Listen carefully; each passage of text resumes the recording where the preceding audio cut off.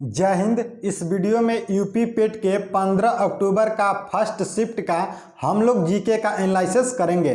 अगले next video में Hindi, math और रीजनिंग करेंगे। इसमें हम सिर्फ जीके का करेंगे। तो देखिए, पहला प्रश्न दिया है, निम्नलिखित में से किसे किसी केंद्र शासित प्रदेश में उच्च न्यायालय स्थापित करने का अधिकार है? तो किसके पास है? तो सांसद के पास। देखिए, यह जो स्टूडेंट ट्रिक मारे हैं यह कंफर्म नहीं है कि इनका ट्रिक जो है सही है। ऑप्शन नंबर सी मारा है, इनका गलत है। इसका करेक्ट आंसर हो जाएगा ऑप्शन नंबर डी, सांसद। नेक्स्ट प्रश्न देखते हैं, दूसरा प्रश्न। देखिए, दूसरा प्रश्न दिया है, निम्नलिखित में से कौन सा अनुच्छेद भारतीय संविधान में सर्वोच्च न्यायालय की स्थापना और गठन के बारे में है? यानी कि प्रश्न पूछने का इसका मतलब यह है कि कौन सा अनुच्छेद जो है भारतीय संविधान में सर्वोच्च न्यायालय की स्थापना और गठन के बारे में बात करता है। तो कौन सा होगा? ऑप्शन नंबर ए हो जाएगा 124। नेक्स्ट प्रश्न देखते हैं, तीसरा प्रश्न। तीसरा प्रश्न है, दिया है, देखिए यहाँ पर डैश दिया है और दिया है के पास मौलिक अधिकार को लागू करने की शक्ति है। तो किसके पास जो है मौलिक अधिकार लागू करने की शक्ति है? तो ऑप्शन नंबर सी हो जाएगा, सर्वोच्च न्यायालय और उच्च न्यायालय, इन दोनों के पास जो है, यानी कि इसे एससी बोलते हैं सुप्रीम कोर्ट और इसे एससी बोलते हैं हाई कोर्ट, इन दोनों के पास जो है मौलिक अधिकार लागू करने का अधिकार है। नेक्स्ट प्रश्न देखते हैं, चौथा प्रश्न है, भारत में राष्ट्रीय मानवाधिकार आयोग निम्नलिखित में से कौन सा मंत्रालय के अधीन है? यानी कि प्रश्न यह पूछ रहे हैं कि जो मानवाधिकार है वह किसके मंत्रालय के अधीन आता है? देखिए, ऑप्शन नंबर ए है, इनमें से कोई नहीं, बी ऑप्शन है वित्त मंत्रालय, सी ऑप्शन है गृह मंत्रालय, डी ऑप्शन है रक्षा मंत्रालय। तो इनमें से जो है कोई नहीं होगा, क्योंकि मैं आपको बता दूं कि जो मानवाधिकार है यह जो है गैर संविधानिक है, यह जो है गैर संविधानिक है। तो इसका ऑप्शन नंबर ए क्या आ जाएगा? करेक्ट आंसर हो जाएगा। पांचवा प्रश्न देखते हैं। देखिए, पांचवा प्रश्न दिया है, निमोनिया मानव शरीर के निम्नलिखित में से किस अंग को प्रभावित करता है? तो निमोनिया किस अंग को प्रभावित करता है? तो ऑप्शन नंबर डी हो जाएगा, फेफड़े को। अगला प्रश्न देखते हैं, छठा प्रश्न। छठवां प्रश्न दिया है, निम्नलिखित में से कौन सा वनस्पति रेशा नहीं है? तो देखिए, यहाँ पर कॉटन जो है वनस्पति रेखा के अंतर्गत नहीं आता है। सातवां प्रश्न देखते हैं। सातवां प्रश्न है, तारों का रंग निम्नलिखित में से किस पर निर्भर करता है? यानी कि जो तारों का रंग है वह किस पर डिपेंड करता है? तो इसका करेक्ट आंसर हो जाएगा उसके तापमान पर, यानी कि उसके जो टेम्परेचर है, यानी कि तारों का जो टेम्परेचर है उस पर डिपेंड करता है, यानी कि तारों का रंग। अगला प्रश्न देखते हैं, आठवां प्रश्न। आठवां प्रश्न है, निम्नलिखित में से कौन सी गैस ग्लोबल वार्मिंग के लिए जिम्मेदार है? तो यह तो बहुत बार जो है क्वेश्चन को रिपीट किया गया है, हर एक एग्जाम में ऐसा प्रश्न आपको देखने को मिलता है। तो ऑप्शन नंबर डी क्या आ जाएगा? ग्रीन हाउस जो है इसका करेक्ट आंसर हो जाएगा। अगला प्रश्न देखते हैं। अगला प्रश्न है, यानी तीसरा प्रश्न है, मैं अभी आपको बताया हूं कि जो अगला नेक्स्ट वीडियो होगा हमारा हिंदी, रीजनिंग और मैथ का होगा। इसमें सिर्फ हम लोग जीके करेंगे। देखिए, प्रश्न क्या है, निम्नलिखित में से किस देश ने अगस्त 2022 में ताइवान के आसपास अपना अब तक का सबसे बड़ा सैन्य अभ्यास किया है? तो देखिए, इसमें जो है दो कंट्री है, एक चीन है और यूएसए है, इन दोनों ने अभ्यास किए हैं। तो इस पर जो है सबसे अधिक जो है आंसर इस पर कंफर्म होने का चांस है कि यूएसए ही है, क्योंकि दोनों ने किया है, लेकिन मुझे कंफर्म नहीं है, ऐसे यूएसए हो सकता है। नेक्स्ट क्वेश्चन देखते हैं।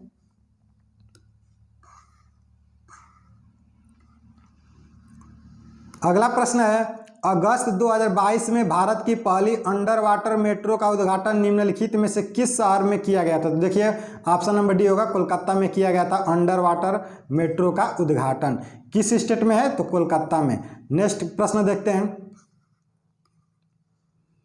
अगला प्रश्न है, 32वां प्रश्न है, निम्नलिखित में से किस देश के वैज्ञानिकों ने पहला कृत्रिम भ्रूण तैयार किया है? तो इसका करेक्ट आंसर हो जाएगा इजराइल। कृत्रिम भ्रूण तैयार करने वाला कौन सा देश है? तो इजराइल है। नेक्स्ट प्रश्न देखते हैं। अगला प्रश्न है, प्रधानमंत्री नरेंद्र मोदी ने निम्नलिखित में से किस राज्य में IIBX यानी कि India international bullion exchange launch किया है? तो गुजरात में। कहाँ पर किया है? गुजरात में, यह अभी हाल ही किए हैं। अगला प्रश्न देखते हैं।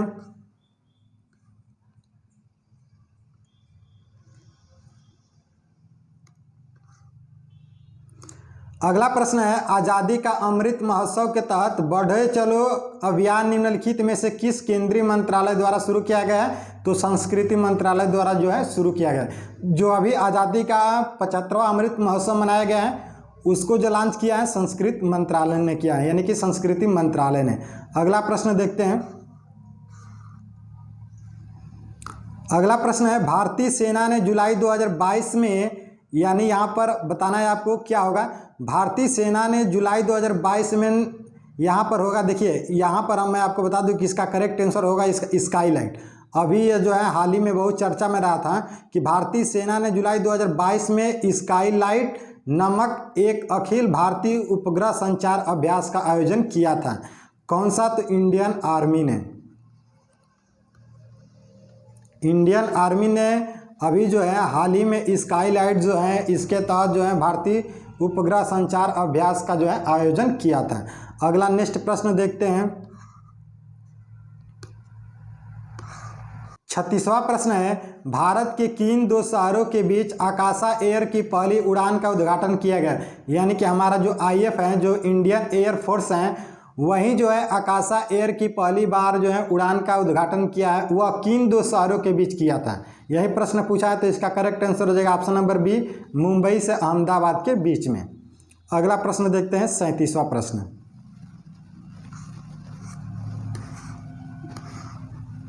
37वां प्रश्न है, निम्नलिखित में से कौन सा राज्य भारत में हर घर जल प्रमाणित राज्य बन गया? यानी कि हर घर जो है जल पहुंचाने में भारत का पहला राज्य कौन सा बन गया है? तो ऑप्शन नंबर डी हो जाएगा गोवा। नेक्स्ट प्रश्न देखते हैं, 38वां प्रश्न को हल करते हैं। देखिए 38वां प्रश्न है, निम्नलिखित में से कौन भारत का पड़ोसी देश नहीं है? तो देखिए मालदीव है, म्यांमार है, चीन है, UAE नहीं है, यानी कि जो दुबई है यह भारत का पड़ोसी देश नहीं है। नेक्स्ट प्रश्न देखते हैं।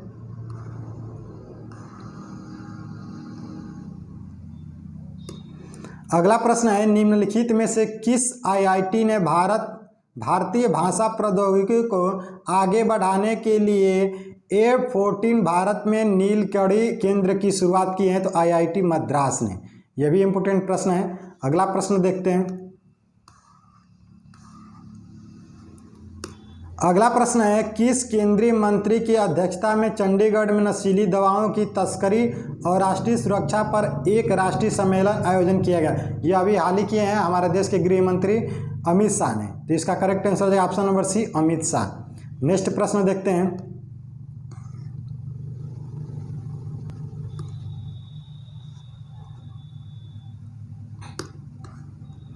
अगला प्रश्न है, लोकसभा में पद धारण करने की न्यूनतम आयु क्या है? यानी कि लोकसभा में आप कब जाएंगे? जब संसदीय का जो है आप चुनाव लड़ेंगे तो आप लोकसभा में चले जाएंगे। तो संसद का चुनाव लड़ने के लिए आपकी न्यूनतम उम्र क्या होनी चाहिए? 25 वर्ष। तो ये इसका करेक्ट आंसर हो जाएगा ऑप्शन नंबर बी, 25 वर्ष। अगला प्रश्न देखते हैं। अगला प्रश्न है, अंतर्राष्ट्रीय जैव विविधता दिवस किस तारीख को मनाया जाता है? तो 22 मई को। नेक्स्ट प्रश्न देखते हैं। अगला प्रश्न है, निम्नलिखित में से कौन सा विश्व का सबसे बड़ा नदी द्वीप है? तो माजुली द्वीप है। ऑप्शन नंबर ए क्या हो जाएगा? करेक्ट आंसर हो जाएगा। निम्नलिखित में से हंगरी की राष्ट्रीय मुद्रा क्या है? देखिए यह इंपॉर्टेंट है कि मुद्रा से एक प्रश्न हर एक एग्जाम में पूछा जाता है, चाहे कोई भी एग्जाम हो, ठीक है। तो इसमें क्या पूछा है, हंगरी की राष्ट्रीय मुद्रा क्या है? तो हंगेरियन फोर्टिंग है। क्या है? फोर्टिंग। नेक्स्ट प्रश्न देखते हैं। 45वां प्रश्न है, स्वतंत्रता के बाद भाषा के आधार पर बने भारत के पहले राज्य का नाम क्या है? तो आंध्र प्रदेश। प्रश्न पूछने का इसका मतलब यह है कि भाषाई आधार पर गठित भारत का पहला राज्य कौन सा है? तो आंध्र प्रदेश। नेक्स्ट प्रश्न देखते हैं।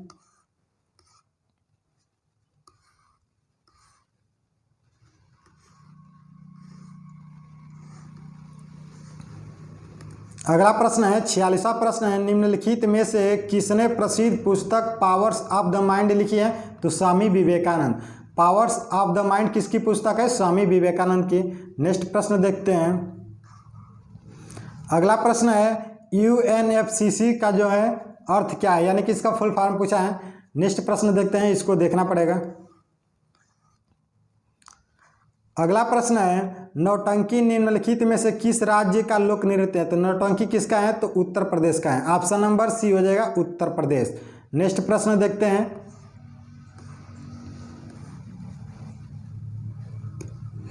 अगला प्रश्न है 49वां प्रश्न है, अंतर्राष्ट्रीय ओलंपिक समिति का मुख्यालय कहाँ पर है? तो अंतर्राष्ट्रीय ओलंपिक समिति का मुख्यालय है वह है स्विट्जरलैंड जेनेवा में। ठीक है।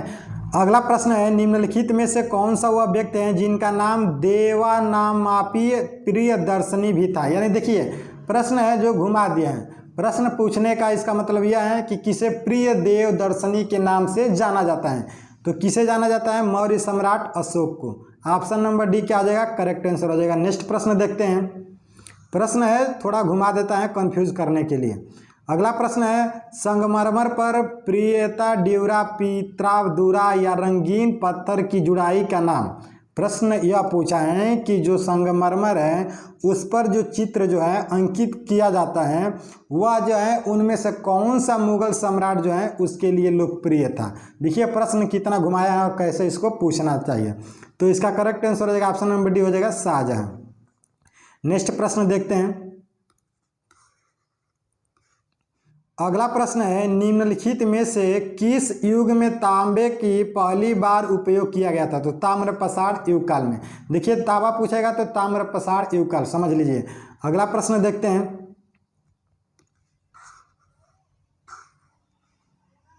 अगला प्रश्न है, निम्नलिखित में से किस स्थान पर प्रथम बौद्ध संगति का आयोजन हुआ था? कहाँ पर हुआ था? राजगीर में हुआ था, जिसको राजगिरी के नाम से भी जाना जाता है। अगला प्रश्न देखते हैं।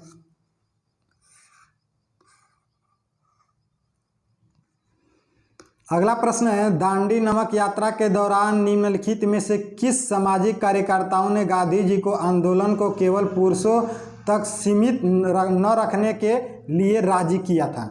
तो इसमें से है आंसर देखना पड़ेगा, मुझे कंफर्म नहीं है। नेक्स्ट प्रश्न देखते हैं। अगला प्रश्न है, जब ईस्ट इंडिया कंपनी की स्थापना हुई तब भारत पर निम्नलिखित में से किसका शासन था? तो मुगल सम्राट का जो है शासनकाल था। नेक्स्ट प्रश्न देखते हैं। अगला प्रश्न है, भूदान ग्रामदान आंदोलन निम्नलिखित में से किसके द्वारा शुरू किया गया? भूदान आंदोलन जो है किसके द्वारा शुरू किया गया? तो विनोबा भावे के द्वारा शुरू किया गया।